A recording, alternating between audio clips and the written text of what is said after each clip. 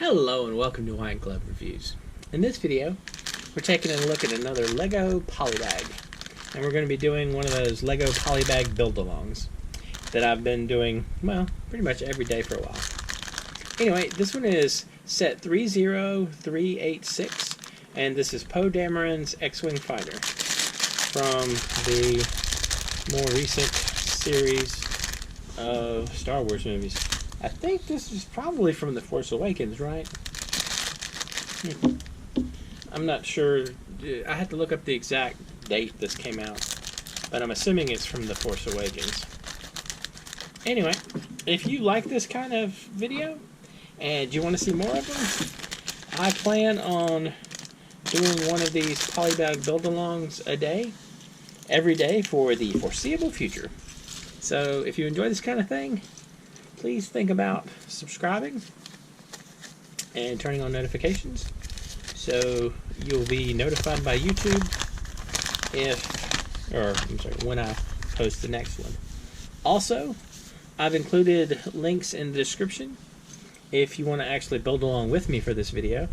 So there's a link to finding this, where you can find the set on Amazon and on Bricklink, and I've also included a link to Brickset if you just want information about this particular set. And also there's a Google Doc in the description that has like a schedule and links for all of the ones that I've done so far, and I think for a decent hunk of the upcoming ones.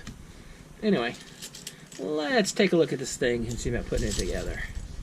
There's a lot of orange in this. Alright, let's see where we stand. Got that. And you know, the whole Star Wars thing, it's kind of, I don't know, it's a little bit disheartening. And the reason I say that it's disheartening is because I think that I've just sort of suffered from, I don't know what you call it, maybe like Star Wars overload or something, where, I mean, I didn't even have any desire to see Rise of Skywalker, and it's weird. I think maybe what it was is, as I was going through, like, I distinctly remember being very excited when Episode 1 was coming out. And when I went and saw Episode 1 in the theater, I was like, oh, like, it was just sort of painful. And then after that, I was not super interested, but I mean, I eventually got around to watching Episode 2, and by that point I'd sort of maybe rehyped, if that's even makes sense, to get back to watch Episode 3. And I remember seeing Episode 3 in the theater, and it was like, that was okay, it wasn't too bad. But, I mean, the end part where Vader was like, no! That was terrible. But, you know, I mean, there's going to be little weird things here and there that just don't seem to work out amazingly. Alright, so let's see. This is facing forward, and this is facing back, and that is lined up like so. Alright, so we got that. So this is gonna be our, now, okay. So when The Force Awakens, it was The Force Awakens, number 7, right? When The Force Awakens came out, I was kind of like, okay, you know, this is going to be an improvement. It's going to be better. And it was okay. It wasn't spectacular, but it wasn't terrible. I mean, they kind of just remade A New Hope, and you know, it worked the first time. There were a few weird things that happened, and then, so next was so it was The Force Awakens, and then The Last Jedi, And man, The Last Jedi was rough. And it just, I don't know. It made me appreciate Episode 1 and Episode 2 more. And the reason it did, I think, was because Episode 1 and Episode 2, although don't get me wrong, there were issues and midichlorians and all kinds of stuff, and pod racing. But the thing is, they were like coherent movies. Like, you know, like they made sense. The movie made sense within itself. And then with this thing has carrots. And then with The Last Jedi, what happened was it wasn't internally consistent. It's like you had the super slow motion chase from where the New Order were chasing the rebels, and then apparently they can come and go with impunity because they go down to the casino planet and have the I don't know, animal chase.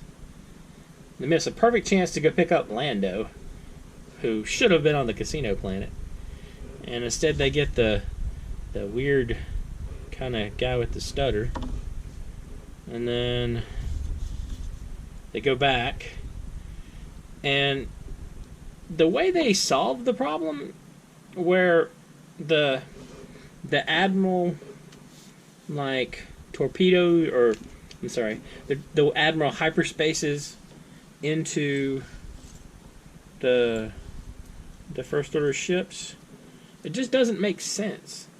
Because if that was a viable tactic, they should have done it like 8 ships ago, before they lost all the other ships in their slow motion chase. So I got carrots. Anyway, I don't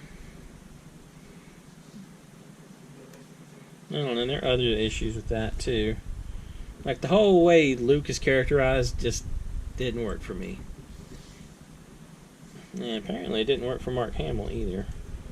I get the impression Disney put him on probation, or he was basically grounded. Like, don't talk to the press. But Solo was okay. I mean, it was one of those things. Like, I think Solo was a missed opportunity, where I feel like the problem with Solo is there was already an existing trilogy of books for Solo, and they were kind of interesting. I mean, the Han Solo from the old Han Solo trilogy, he was kind of fairly Han Solo-y. I mean, he was closer to that Han Solo that shot Greedo first in the cantina, and it was an interesting story. And again, I can see how it might not have translated over super easily to it, but all right. So this, we have the carrots facing backwards. All right, this is a weird one. I was not expecting carrots. I gotta tell you, of all the things that I've run into putting little ships together, like these polybags, carrots were not what I was like. Man, there's gonna be carrots. I was not expecting there to be carrots. Anyway, the Han Solo movies, I mean, it's just the Han Solo books. I mean, like, they were interesting, and they definitely gave you a Han Solo impression. I mean, like, it felt like it was Han Solo. Now, there might have been some issues with implementing it on the big screen, but I still think they could have given it a shot. But I also feel like they just missed the boat with the whole Force Awakens trilogy to begin with, because they had a perfectly good like trilogy sitting there waiting to be made with the Heir to the Empire Grand Admiral Thrawn stuff. Because I mean, like, those were very entertaining. So that goes there. They're entertaining books, and it also, like, one of the things is I can completely understand the whole, you know, Leia didn't have much of a big part in Star Wars, but the thing is, in the Heir to the Empire stuff, you have the whole Lady Vader storyline, and I mean, the Lady Vader storyline is awesome, where she gets to rampage around with her planet full of little assassin lizard dudes. I mean, that's kind of awesome. So, I don't know. I just feel like they missed a shot. Now, the Mandalorian wasn't bad. I enjoyed The Mandalorian, but the thing with The Mandalorian, though, is Mandalorian was kind of a super small scale setup in the Star Wars universe, which, I mean, it's not bad, I guess, if you think about it. I mean, like, I liked the idea. Alright, am I just not lining these up right? Alright, that one, and not that one. So we got these two. Alright. So this goes here. But I did enjoy The Mandalorian, but it's definitely a smaller scale kind of thing as opposed to... Oh, that's a pretty color blue. As opposed to the large galaxy-spanning scale of, you know, the movies. And I mean, like, Solo, the problem is, like, Solo was okay. Now, Rogue One, it's kind of weird, but I wish, I almost wish Rogue One had been, like, more bleak, if that makes sense. Because, I mean, it was a, you know, it was a hopeless setup to begin with. I mean, like, everyone in Rogue One was done to begin with, because you knew how it panned out. Where they don't get out. I mean, like, you know, they're not getting out of there alive, so you don't really have any expectations for that. But you did get to see arguably one of the best Vader scenes ever, with the Vader visiting the shuttle.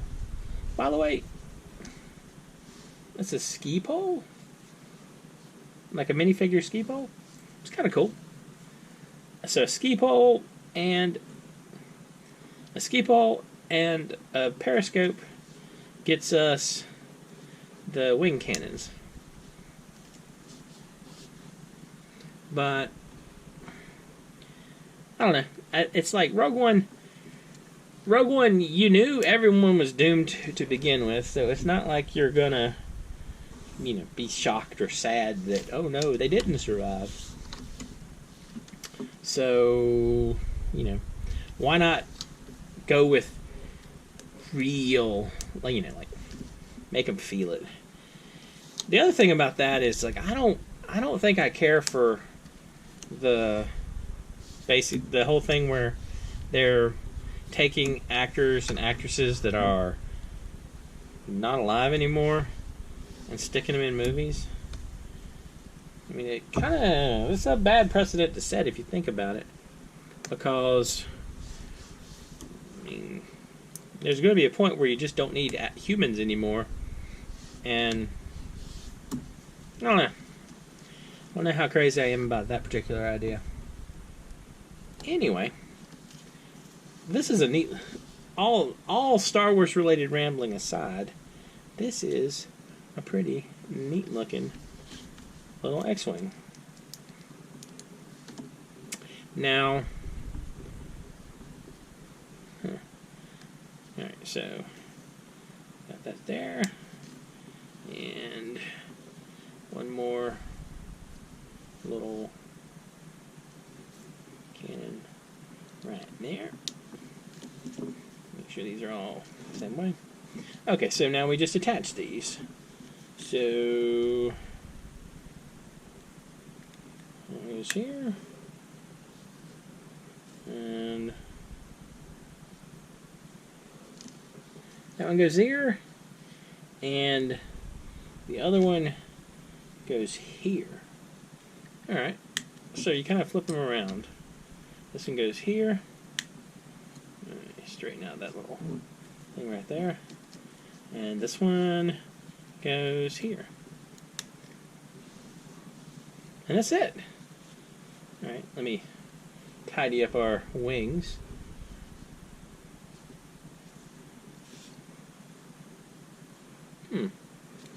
Alright. That's actually pretty cool looking. And it's got carrots. Anyway, I tell you one thing that continually surprises me is how big these little micro polybag ships end up being. By the way, here are your extra pieces. These little micro polybag pieces end up being when they're finally assembled. Anyway, let me know what you think. If you've enjoyed this video, please like and subscribe. If you have anything you think I should take a look at, any polybags, or if you have any opinions about any of the random movies I rambled about, you can let me know in the comments. And I hope y'all have an excellent day.